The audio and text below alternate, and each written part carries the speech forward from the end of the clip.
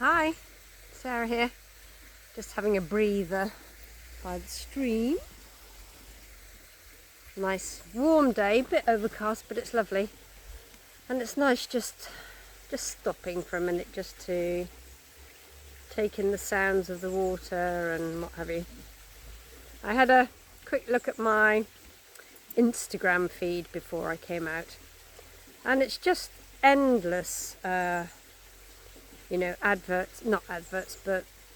sharings of retreats and ceremonies and, gatherings and circles around the fire and everything. And I thought, this is what, this is the picture that everybody gets, isn't it? You have to do the ceremony, you have to be in communion with other people, and which I'm not saying that's bad, but what I'm saying is that it's all about setting these ceremonies up and making a big thing out of the ritual and and it's all beautifully choreographed and it's all beautifully graphicked. Is that the right word? Lovely graphics, photographs, everything looks perfect, everybody's wearing, nice clothes, and it just doesn't seem raw enough for me. It doesn't seem real enough. And I was just thinking, oh, I'm so sick of seeing all these things. And I, don't get me wrong, really is a place for gatherings like that, ritual, ceremony, what have you, retreats. But it seems to me that they have overtaken the real ceremony of life, which is this. Just sitting here with the water, with nature, without anybody else in the picture, smelling the bluebells and the garlic, seeing the spotted wild orchids. This is the ceremony. Daily life is the ceremony, and you don't have to be wearing a floaty dress or anything that shows you to be a certain type of person. This is it. We get up, we do our chores, we go out for a walk, and that's the ceremony. Just being really embedded in our daily lives. And there is a place for, something different. It just occurred to me as I was looking at my Instagram feed that that's all that was coming up. And okay, it's that time of year, the algorithms are just filling my feed with stuff like that because, I might have clicked on one to have a look at it in more detail, but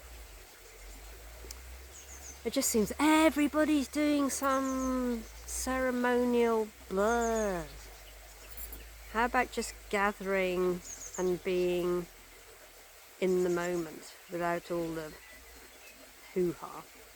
And I'm feeling that actually about, the healing process generally at the moment. I'm kind of not advertising my work or pushing my work here, and I'm thinking, kind of, is that what I want to be doing anymore? Is that the way forward? I mean, yes, what I do, yes, shamanic work is super important and really has a place in our lives. What we need to be doing is actually looking to ourselves, and that's what my work does. It guides people to be introspective, to do the work themselves, but feeling more and more that we need to be, every single one of us needs to be really tapping into our intuition at this time and listening to our bodies, and never mind all that ceremonial ritual stuff for the everyday. I mean, Obviously, there's a huge place for it. And I might be talking myself out of a job here, but you know, the planet is moving, the earth is changing, we're all evolving, and maybe the way that we do our healing is evolving from tried and tested traditional ways of doing things to maybe a more eclectic way, you know, maybe a little bit of shamanic guiding, maybe a little bit of Reiki, maybe a little bit of homeopathy in this wonderful kind of mixing bowl, and that we shouldn't all be so precious about our own practices, that it's okay to mix and match a little bit. And that's just my thoughts. It's not something I'm practicing necessarily. You know, I still sticking very much to my lineage, my way of doing things. But it's just a thought that keeps coming into my mind, that maybe we've learned the things that we need to learn from, you know, the ancient ones, the spiritual teachers and what have you. And maybe now it's time for us all to just kind of step into a different way of looking at things. And that, I get back to, you know, this whole thing of organised ceremony, organised ritual, I don't know. What do you think? Maybe put a note in the box below. But that's just my thought for today, is that I'm sick of seeing all this organised stuff, when really what we need to be doing is getting up, getting outside and immersing ourselves in nature, and yeah, treating that as a ceremony without having to go away and spending £500 for a weekend, or more, mostly. Taking the right clothes with you, floaty dress, headdress. Anyway, my point is that we need to do the work on the inside, and we can only do that ourselves, really. And going to organised ceremonies kind of bypasses that a little bit. I mean, as I said before, you know, they do have their place, and I get it that if you live in a city, you know, it's the idea of going to somewhere in the country, somewhere abroad to do a retreat or a special ceremony is very appealing. And you know, I've done loads in the past. It's not that I haven't done them or won't ever do them again. It's just that I'm just pointing out, you know, the thought that maybe we need to start with ourselves inside, you know, so that we clear out, what's that Buddhist saying, you can't fill a full cup. You need to empty the cup before you can refill it. And it's the same with us as well, you know, that the work starts with us, the work starts inside. And then, you know, you might find that these ceremonies and gatherings are beneficial, or more beneficial than they would have been if you hadn't done any work on yourself before you went.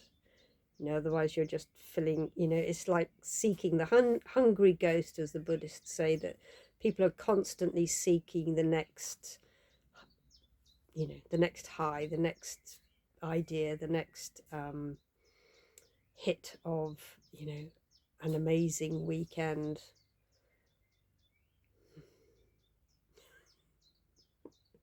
Sorry, I'm on a bit of a bandwagon about it, because it just kind of hit me that, you know, we really need to look at ourselves first, and do that work. And by all means, you know, find somebody that can guide you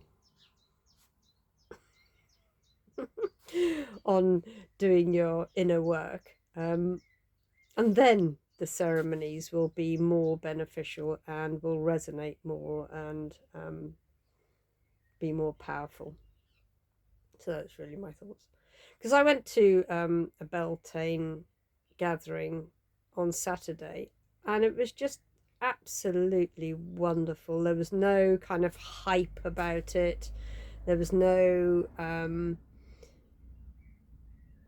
just no spectacle really. It was held on somebody's farm.